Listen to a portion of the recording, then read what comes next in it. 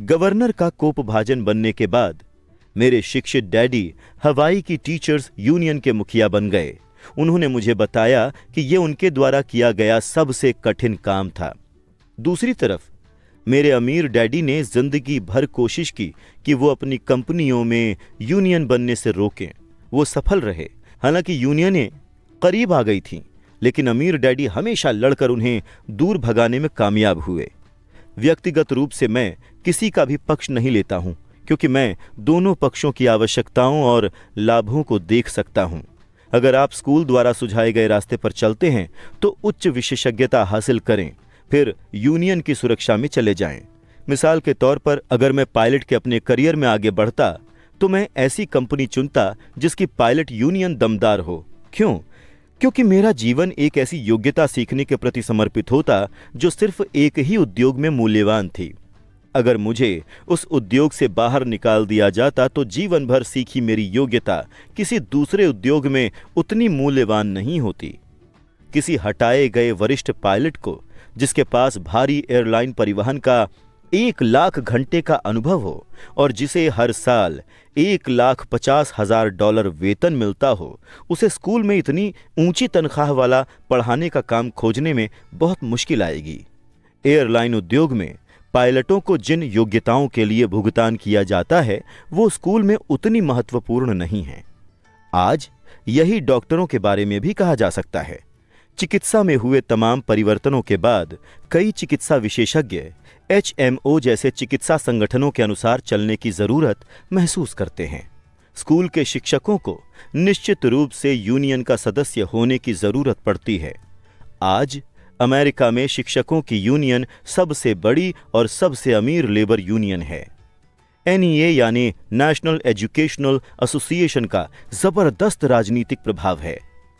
शिक्षकों को यूनियन की सुरक्षा की जरूरत इसलिए है क्योंकि उनकी योग्यताएं शिक्षा के बाहर किसी दूसरे उद्योग में कम मूल्यवान होंगी। तो मोटा सिद्धांत यह है, उच्च विशेषज्ञता है तो यूनियन बनाओ। यही चतुराई भरा काम है। मैं कक्षाओं में पढ़ाते समय पूछता हूं, आप में से कितने लोग मैकडॉनल्ड्स से ज्यादा अच्छा हैमबर्गर बना सकते हैं? लगभग सभी अपने हाथ ऊपर कर देते हैं। फिर मैं पूछता हूं, अगर आप में से अधिकतर लोग ज्यादा अच्छा हैमबर्गर बना सकते हैं तो ऐसा कैसे है कि मैकडॉनल्ड्स आपसे ज्यादा पैसे कमाता है? जवाब स्पष्ट है, मैकडॉनल्ड्स कारोबारी तंत्र बनाने में उत्कृष्ट है। इतने सारे योग्य लोग गरीब हैं। इसका कारण यह है कि वो ज्यादा अच्छा हैमबर्गर बनाने पर ध्यान केंद्रित करते हैं और कारोबारी तंत्र के बारे में बहुत कम जानते हैं या बिल्कुल भी नहीं जानते। हवाई में मेरा एक मित्र बेहतरीन चित्रकार है। वो काफी पैसा कमाता है। एक दिन उसकी मां के वकील ने फोन करके उसे बताया कि वो उसके लिए $35,000 छोड़ गई हैं।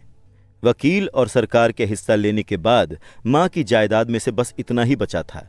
उस चित्रकार ने इसमें से कुछ पैसों से विज्ञापन देकर अपना कारोबार बढ़ाने का अवसर तुरंत देख लिया। 2 महीने बाद उसका पहला 4 रंगों का पूरे पन्ने का विज्ञापन एक महंगी पत्रिका में आया जो बहुत से अमीर लोगों के लिए थी। यह विज्ञापन 3 महीनों तक प्रकाशित होता रहा। विज्ञापन के प्रत्युत्तर में उसे एक भी जवाब नहीं मिला और उसकी सारी पूंजी इस विज्ञापन में ही चली गई। अब वो गलत बयानी के लिए पत्रिका पर दावा ठोकना चाहता है। ये एक ऐसे व्यक्ति का सामान्य उदाहरण है जो बेहतरीन हैमबर्गर तो बना सकता है लेकिन कारोबार के बारे में बहुत कम जानता है। जब मैंने उससे पूछा कि उसने क्या सीखा तो उसका एकमात्र जवाब था, विज्ञापन बेचने वाले लोग बदमाश होते हैं। फिर मैंने उससे पूछा कि क्या वो बिक्री और डायरेक्ट मार्केटिंग में कोई कोर्स करना चाहेगा। उसका जवाब था, मेरे पास समय नहीं है और मैं अपना पैसा बर्बाद नहीं करना चाहता। संसार प्रतिभाशाली गरीब लोगों से भरा है। अक्सर वो गरीब होते हैं या आर्थिक रूप से संघर्ष करते हैं या अपनी क्षमता से कम कमाते हैं। इसका कारण उनके ज्ञान का विषय नहीं है, इसका कारण तो उनका अज्ञान है। हैमबर्गर बेचने और पहुंचाने की योग्यताएं सीखने पर ध्यान केंद्रित करने के बजाय वो ज्यादा अच्छा हैमबर्गर बनाने की अपनी योग्यताओं को आदर्श बनाने पर ध्यान केंद्रित करते हैं। शायद मैकडॉनल्ड्स सर्वश्रेष्ठ हैमबर्गर नहीं बनाता है, लेकिन ये सामान्य अच्छा बर्गर बेचने और घर तक पहुंचाने में सर्वश्रेष्ठ है। गरीब डैडी चाहते थे कि मैं विशेषज्ञता हासिल करूं। उनका विचार था कि ऐसा करने पर मैं ज्यादा पैसे कमाऊंगा। जब हवाई के गवर्नर ने उन्हें बता दिया कि अब वो राज्य सरकार की नौकरी नहीं कर सकते, तब भी मेरे शिक्षित डैडी मुझे विशेषज्ञता हासिल करने के लिए प्रोत्साहित करते रहे। फिर शिक्षित डैडी ने शिक्षकों की यूनियन का काम संभाला और इन उच्च योग्यता वाले पेशेवर लोगों की सुरक्षा व लाभों के लिए अभियान छेड़ा। हम में अक्सर बहस होती थी, लेकिन मैं जानता हूं उन्होंने ये बात कभी नहीं मानी कि अति विशेषज्ञता की वजह से ही शिक्षकों को यूनियन की सुरक्षा की जरूरत पड़ी थी। वो कभी नहीं समझ पाए कि आप जितनी ज्यादा विशेषज्ञता हासिल करते हैं, आप उसके जाल में उतने ही ज्यादा फंस जाते हैं और अपनी विशेषज्ञता पर उतने ही ज्यादा निर्भर हो जाते हैं। अमीर डैडी की सलाह ये थी कि माइक और मैं खुद को तैयार करें। कई कॉरपोरेशन भी ऐसा ही करते हैं। वो बिजनेस स्कूल से निकले युवा प्रतिभाशाली विद्यार्थियों को लेते हैं और उसे इस तरह तैयार करते हैं ताकि एक दिन वो कंपनी की जिम्मेदारी संभाल लें।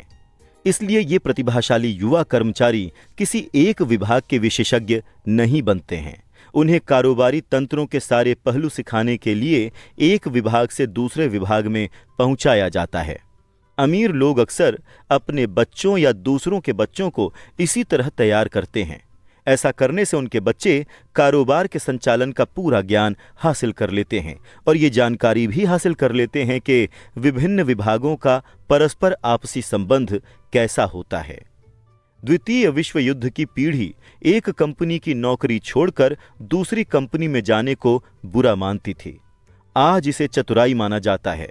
चूंकि लोग योग्यताओं में ज्यादा विशेषज्ञता हासिल करने के बजाय एक कंपनी से दूसरी कंपनी में कूदना चाहते हैं, तो क्यों ना कमाने के बजाय ज्यादा सीखने की इच्छा रखें।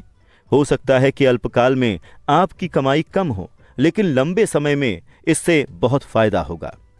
सफलता के लिए प्रबंधन की जिन मुख्य योग्यताओं की जरूरत होती है वो हैं कैश फ्लो का प्रबंधन, तंत्रों या सिस्टम्स का प्रबंधन और लोगों का प्रबंधन। बिक्री और मार्केटिंग सबसे महत्वपूर्ण विशेषज्ञतापूर्ण योग्यताएं हैं। बेचने की योग्यता ही व्यक्तिगत सफलता की बुनियादी योग्यता है। इसीलिए आपको सामने वाले के साथ संप्रेषण में कुशल होना चाहिए, चाहे वो ग्राहक हो, कर्मचारी हो, बॉस हो, जीवन साथी हो या संतान हो। लिखने, बोलने और सौदेबाजी करने जैसी संवाद योग्यताएं सफल जीवन के लिए अनिवार्य हैं। ये वो योग्यताएं हैं जिन पर मैं लगातार काम करता हूं और अपने ज्ञान को बढ़ाने के लिए कोर्स में भाग लेता हूं या शैक्षणिक संसाधन खरीदता हूं। जैसा मैं बता चुका हूं, मेरे शिक्षित डैडी जितने ज्यादा सक्षम बनते गए वो उतनी ही ज्यादा कड़ी मेहनत करते गए। वो जितने ज्यादा विशेषज्ञ बने, जाल में उतने ही ज्यादा फंसते गए। हालांकि उनकी तनख्वाह बढ़ी, लेकिन उनके विकल्प कम होते चले गए। जब उन्हें सरकारी नौकरी से निकाल दिया गया, तब जाकर उन्हें पता चला कि पेशेवर दृष्टि से वो दरअसल कितने असुरक्षित थे। ये पेशेवर खिलाड़ियों जैसा होता है जो अचानक चोटिल हो जाते हैं या खेलने के लिहाज से उनकी उम्र ज्यादा हो जाती है, उनकी ऊंची आमदनी वाली स्थिति चली जाती है और उनके पास निर्भर होने के लिए बहुत कम योग्यताएं ही होती हैं। मैं सोचता हूं कि इसीलिए मेरे शिक्षित डैडी बाद में यूनियनों के इतने बड़े समर्थक बने। उन्हें एहसास हो गया था कि यूनियन की वजह से वो कितने फायदे में रहते। अमीर डैडी ने माइक और मुझे बहुत सारी चीजों के बारे में थोड़ा बहुत जानने के लिए प्रोत्साहित किया। उन्होंने हमें प्रोत्साहित किया कि हम अपने से ज्यादा चतुर लोगों के साथ काम करें और स्मार्ट लोगों से एक टीम के रूप में काम कराएं। आज इसे पेशेवर विशेषज्ञताओं की सिनर्जी या समन्वय कहा जाता है। आज मैं कई पूर्व स्कूल टीचर्स से मिलता हूं जो हर साल लाखों डॉलर कमा रहे हैं। वो इतना ज्यादा इसलिए कमाते हैं क्योंकि उनमें अपने क्षेत्र की विशेषज्ञतापूर्ण योग्यताएं होने के साथ साथ दूसरी योग्यताएं भी हैं। वो पढ़ा सकते हैं, साथ ही बेच सकते हैं और मार्केटिंग भी कर सकते हैं। मैं बेचने और मार्केटिंग से ज्यादा महत्वपूर्ण किसी योग्यता के बारे में नहीं जानता। बेचने और मार्केटिंग की योग्यताएं ज्यादातर लोगों को मुश्किल इसलिए लगती हैं क्योंकि उन कामों में मूलतः अस्वीकृति का डर शामिल होता है।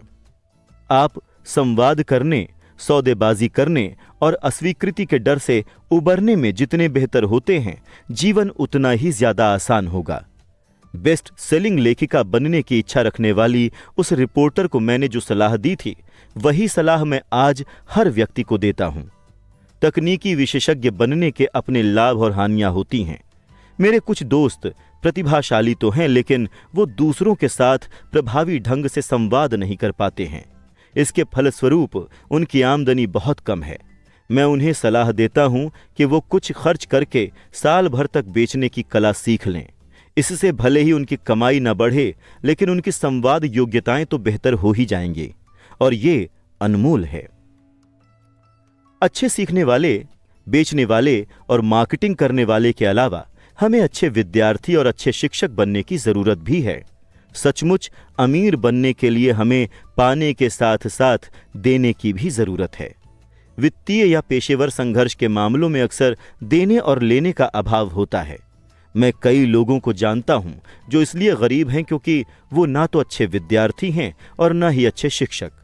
मेरे दोनों डैडी उदार थे। दोनों में ही पहले देने की आदत थी। सिखाना उनका देने का एक तरीका था। वो जितना ज्यादा देते थे, उन्हें उतना ही ज्यादा मिलता था। पैसे देने के मामले में जरूर उन दोनों में बड़ा भारी अंतर था। मेरे अमीर डैडी बहुत से पैसे दान करते थे। वो अपने चर्च को, अपनी परोपकारी संस्थाओं को और अपने फाउंडेशन को पैसा देते थे। वो जानते थे कि पैसा पाने के लिए आपको पैसा देना होता है। पैसा देना ज्यादातर अमीर परिवारों का रहस्य है। रॉकेफेलर फाउंडेशन और फोर्ड फाउंडेशन जैसे संगठन इसी तरह बने हैं। ये संगठन इस तरह बनाए गए हैं ताकि वो अपनी दौलत बढ़ाते रहें और अनंत काल तक बांटते रहें। मेरे शिक्षित डैडी हमेशा कहते थे, जब मेरे पास थोड़ा अतिरिक्त पैसा आएगा तब मैं इसे दान में दूंगा। समस्या ये थी कि कभी कोई अतिरिक्त पैसा आया ही नहीं, इसलिए वो ज्यादा पैसे लाने के लिए ज्यादा मेहनत से काम करते रहे। वो धन के सबसे महत्वपूर्ण नियम को भूल गए थे, दो और आपको मिल जाएगा। इसके बजाय वो इस बात में यकीन करते थे, पाओ और फिर आप दोगे। निष्कर्ष में मैं यही कहना चाहता हूं कि मैं अंततः दोनों डैडियों जैसा बन गया। मेरा एक हिस्सा कट्टर पूंजीपति का है जो पैसे से पैसे बनाने के खेल से प्रेम करता है। दूसरा हिस्सा सामाजिक रूप से जिम्मेदार शिक्षक का है जो गरीबों और अमीरों के बीच लगातार बढ़ती खाई के बारे में बहुत ज्यादा चिंतित है। इस बढ़ती हुई खाई के लिए मैं मूल रूप से दकियानूसी शिक्षा तंत्र को जिम्मेदार मानता हूं।